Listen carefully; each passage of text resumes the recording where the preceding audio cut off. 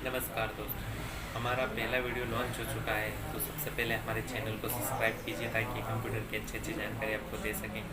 हमारे चैनल का नाम है RS कंप्यूटर क्लास आर्टिक्लिया, और आपको सब्सक्राइब करना है। वो सब्सक्राइब करोगे तभी आपको अच्छे अच्छे वीडियोस मिलेंगे, ठीक है। और अपने दोस्तों को, फ्रेंड्स को शेयर कीजिए, लिंक शेयर कीजिए ताकि वो लोग भी पढ़ाई कर सकें कंप्यूटर की, ठीक है। धन्यवाद।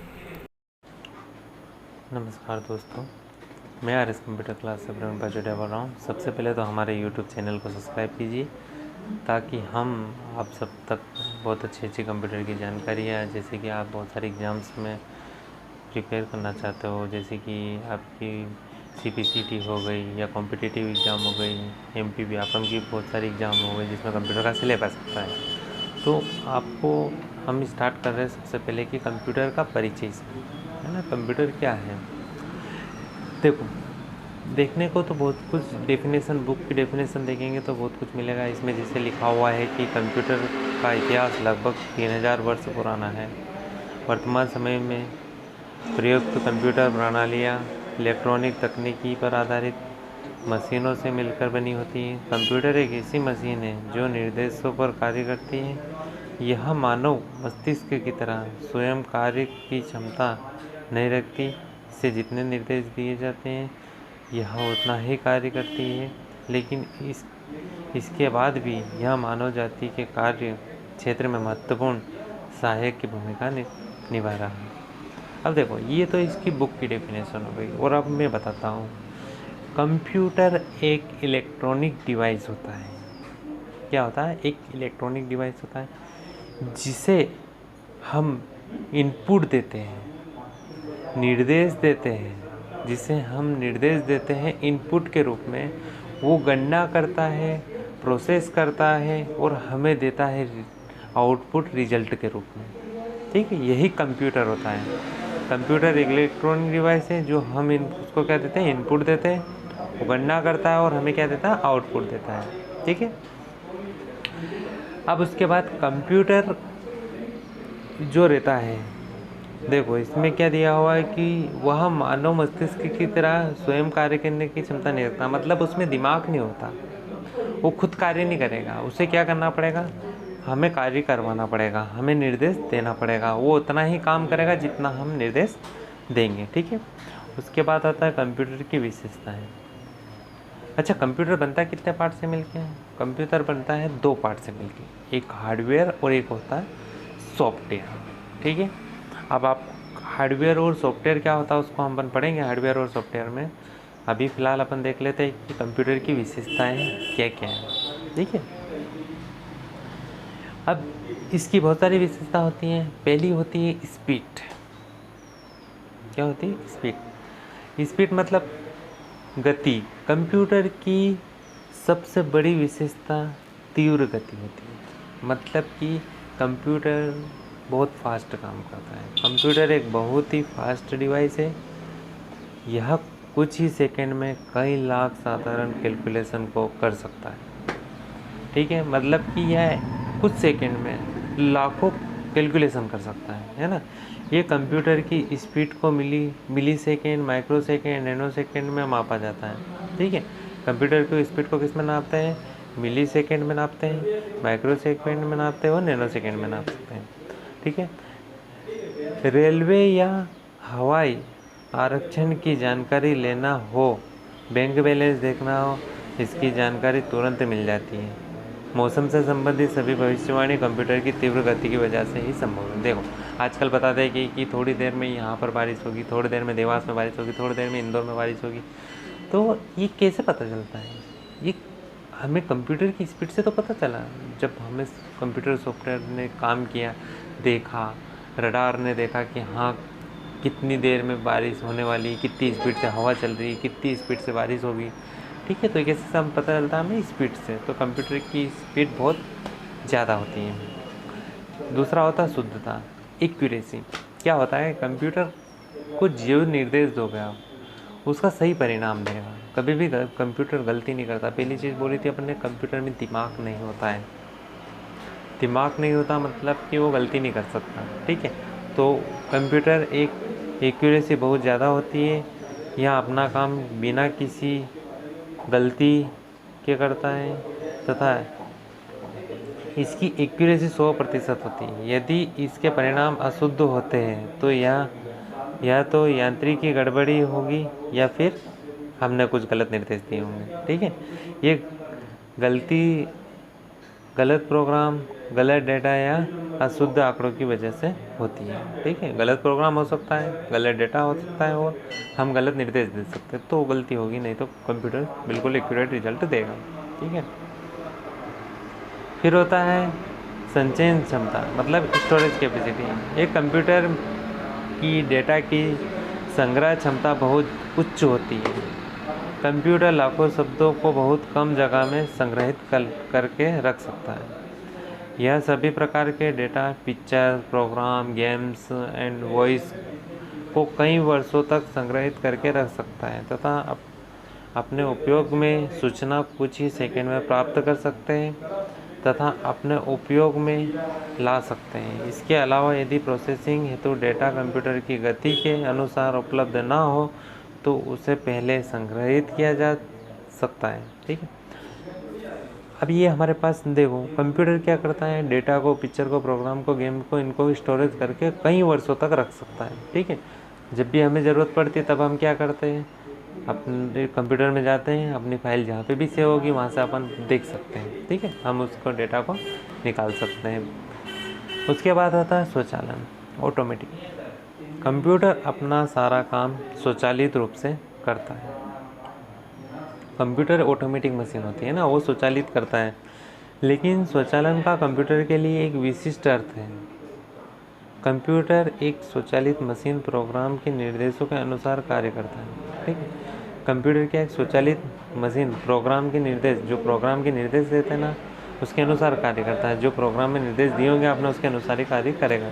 एक बार यदि गलती रहित निर्देश व डेटा को कंप्यूटर की मेमोरी में डाल दिया जाए, यह बिना किसी मानव सहायता के स्वतः ही एक के बाद एक कार्य करता जाता है। जैसे उसे निर्देश दिए जाएं और जब तक वांछित परिणाम है ना, एक्यूरेट रिजल्ट प्राप्त ना हो जाए। जैसे मार्कशीट बनाने के लिए यदि प्रत्येक स्टूडेंट ने सब्जेक्ट में परीक्षा दी है तो उसका टोटल निकालने के लिए पहले एक सब्जेक्ट के अंक लिखने के बाद, है ना, क्या लिखा है, हाँ, एक अंक लिखने के बाद बटन दबाने के बाद दूसरे सब्जेक्ट का अंक लिखा जाता है। यदि क्रम 6 बार करना हो तो एक कैलकुलेशन द्वारा अधिक समय लगेगा, लेकिन यदि इसी कार्य के कंप्यूटर के द्वारा कराया जाए तो सिर्फ सभी सब्जेक्ट के नंबर कंप्यूटर में इनपुट करने के लिए समय लगेगा।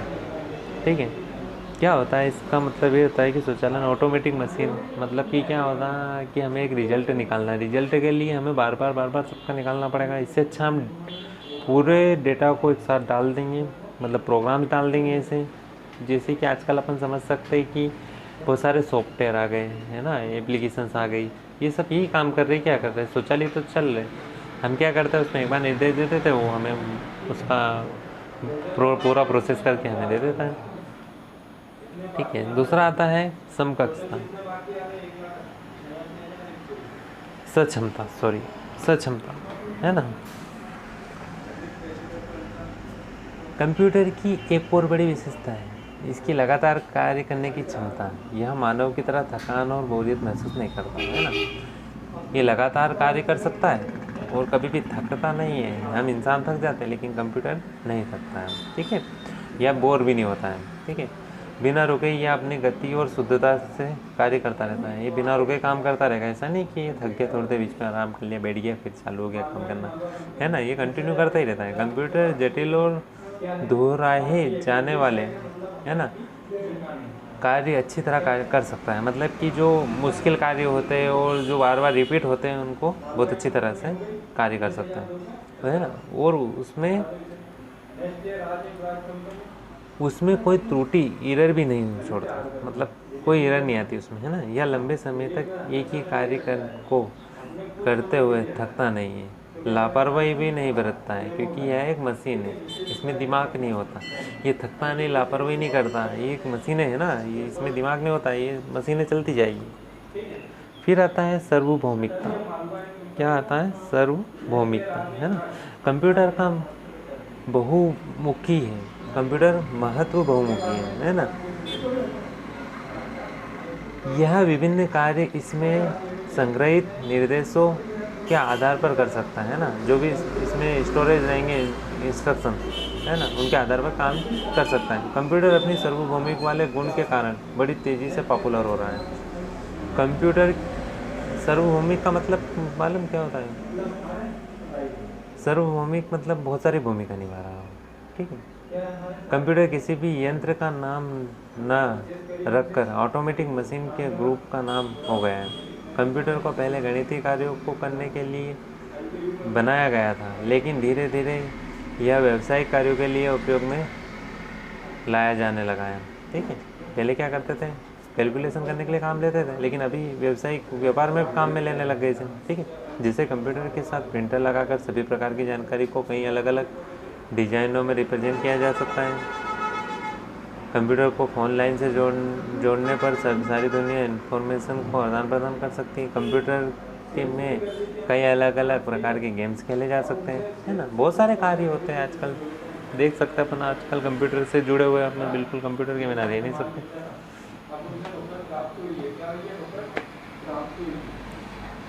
फिर आता हमारे पास विश्वसनीय, है ना, रिलायबिलिटी। कंप्यूटर की स्टोर करने की क्षमता, एक्यूरेसी तथा याद रखने की शक्ति अधिक होती है। अर्थात कंप्यूटर में या कंप्यूटर से जुड़ी हुई सारी क्रियाएं विश्वसनीय होती हैं। तो कंप्यूटर में या कंप्यूटर से जुड़ी हुई सारी क्रियाएं विश्वसनीय होती है और यह वर्षों तक कार्य करते हुए थकता नहीं है। 10 वर्ष से अधिक समय के बाद भी यह अपनी मेमोरी में से डाटा को बिना किसी परेशानी के तुरंत हमें दे सकता है ना। मतलब हम विश्वास कर सकते हैं इस पर, विश्वास नहीं है, हमारा डेटा रखा है मतलब सेफ है, कहीं जाएगा नहीं है, थकेगा नहीं है, 10 वर्ष बाद भी हमें निकाल के दे देगा, ठीक है। याद करने की क्षमता, पावर ऑफ रिमेंबर। याद करने की क्षमता इसकी, एक व्यक्ति अपने जीवन में बहुत सारे बातें करता है तथा सिर्फ महत्वपूर्ण बातों को याद रखता है ना। हम बहुत सारी बातें करते हैं, लेकिन क्या करते हैं, जो इम्पोर्टेंट है वही याद रख सकते हैं, वो भी कुछ समय के लिए, फिर भूल जाते हैं। लेकिन कंप्यूटर सारी बातें को, चाहे वह महत्वपूर्ण हो या ना हो, स्टोर करके रखता है तथा बाद में कभी भी किसी भी सूचना को आवश्यकता पड़ने पर उपलब्ध कराता है। ये होता है हमारा कंप्यूटर की विशेषताएं, ठीक है। हमने देख लिया, अभी क्या पढ़ा हमने, कंप्यूटर को समझ लिया कि कंप्यूटर होता क्या है, फिर कंप्यूटर की विशेषता देख ली। कंप्यूटर की विशेषता एक बार यहाँ पे हमारे पास ग्राफ में दी हुई है कि कंप्यूटर की विशेषता क्या है। पहले गति, इसकी स्पीड बहुत ज़्यादा होती है। शुद्धता, एक्यूरेसी बहुत अच्छी होती है। क्यों? क्योंकि ये गलत निर्देश दोगे तो गलत परिणाम देगा, सही निर्देश दोगे सही परिणाम देगा। संचयन क्षमता, ठीक है। स्वचालन, मतलब स्वचालन है, ऑटोमेटिक मशीन है। सक्षमता, है ना, इसकी क्षमता बहुत होती है। सार्वभौमिकता, बहुत सारे कार्य कर सकता है, इसकी भूमिका बहुत सारी जगह पे है। विश्वसनीयता, मतलब कि ये विश्वास पात्र सिस्टम है ना, मतलब विश्वास कर सकते हैं हमारा डेटा अगर अभी इसमें रखा है संग्रहण करके तो 10 साल बाद भी हमें मिल जाएगा, है ना। उसके बाद याद करने की क्षमता, इसके याद करने की क्षमता बहुत अधिक होती है, ठीक है। हम कुछ सारी चीज़ें पढ़ लेते हैं, याद कर लेते हैं, लेकिन भूल जाते हैं, लेकिन ये नहीं भूलता कंप्यूटर, उसकी याद करने की क्षमता बहुत ज़्यादा है, ठीक है। तो हमारा आज का टॉपिक जो था वो कंप्लीट हो चुका है। सबसे पहले हमने क्या पढ़ा था, कंप्यूटर का परिचय, और फिर पढ़ा हमने कंप्यूटर की विशेषताएँ, ठीक है। आगे का पार्ट हम अगले पार्ट में लेके आएंगे। अभी हमारे पास में थोड़ा सा समय हो चुका है, ठीक है। तो हम अगले पार्ट में आपके लिए और भी, सबसे पहले देखो, मैं बार बार बीच में इसलिए नहीं रोकता कि टॉपिक में बीच में व्याधा नहीं आनी चाहिए। तो सबसे पहले तो हमारे चैनल को सब्सक्राइब कीजिए। अपने जो भी स्टूडेंट्स, जो भी भाई मित्र तैयारी कर रहे हैं कंप्यूटर से रिलेटेड किसी एग्ज़ाम की, तो उनको आप हमारी लिंक शेयर कीजिए वीडियोस की, और आप लोग भी वीडियोस देखिए, बहुत अच्छी अच्छी जानकारी देंगे। हमारी ये जो वीडियोस हैं ये RS कंप्यूटर कोचिंग क्लास 8वीं प्लेयर से आपको दिखाई जा रही है ना। और मैं प्रवीण पाचोटिया RS कंप्यूटर का डायरेक्टर ही आपको पढ़ा रहा था। धन्यवाद।